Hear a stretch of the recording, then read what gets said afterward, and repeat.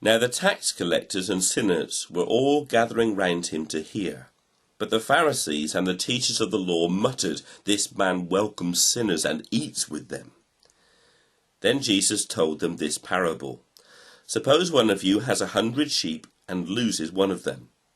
Does he not leave the 99 in the open country and go after the lost sheep until he finds it?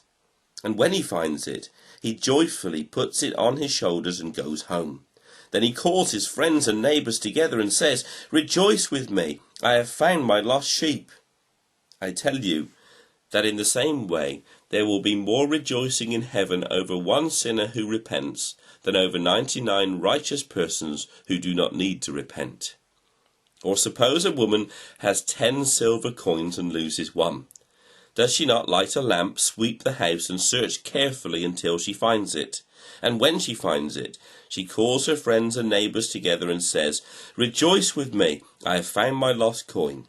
In the same way, I tell you, there is rejoicing in the presence of the angels of God over one sinner who repents." Jesus continued, "There was a man who had 2 sons. The younger one said to his father, 'Father, give me my share of the estate.' So he divided his property between them. Not long after that, the younger son got together all he had, set off for a distant country, and there squandered his wealth in wild living. After he had spent everything, there was a severe famine in that whole country, and he began to be in need.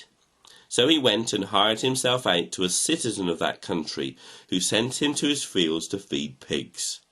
He longed to fill his stomach with the pods that the pigs were eating, but no one gave him anything.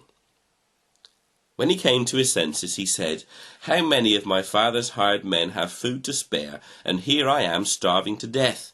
I will set out and go back to my father and say to him, Father, I have sinned against heaven and against you. I am no longer worthy to be called your son.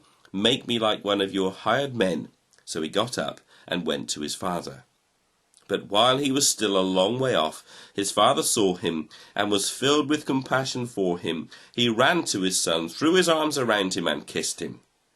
The son said to him, 'Father, I have sinned against heaven and against you. I am no longer worthy to be called your son.' But the father said to his servants, 'Quick, bring the best robe and put it on him. Put a ring on his finger and sandals on his feet.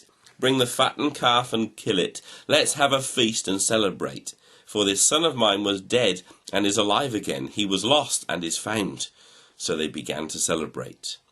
Meanwhile, the older son was in the field. When he came near the house, he heard music and dancing. So he called one of the servants and asked him what was going on. 'Your brother has come,' he replied, 'and your father has killed the fattened calf because he has him back safe and sound.'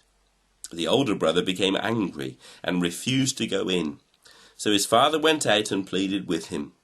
But he answered his father, 'Look, all these years I've been slaving for you and never disobeyed your orders. Yet no one gave me even a young goat so I could celebrate with my friends.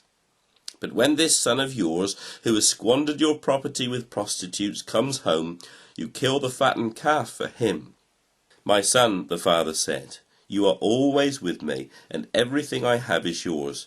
But we had to celebrate and be glad, because this brother of yours was dead and is alive again. He was lost and is found.'"